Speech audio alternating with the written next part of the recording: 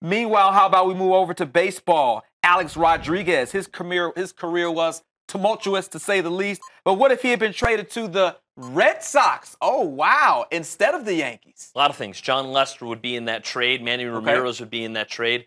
Who knows? I do think that, are Manny and A-Rod, are their reputations on being dirty players cleaner?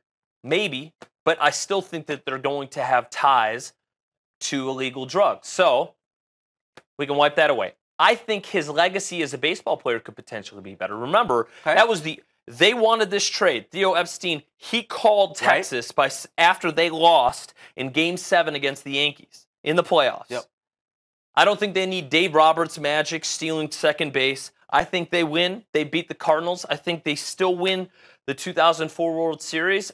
And because of it, I think it numbs a lot of what would happen in the PED era. I think his reputation, his legacy is better.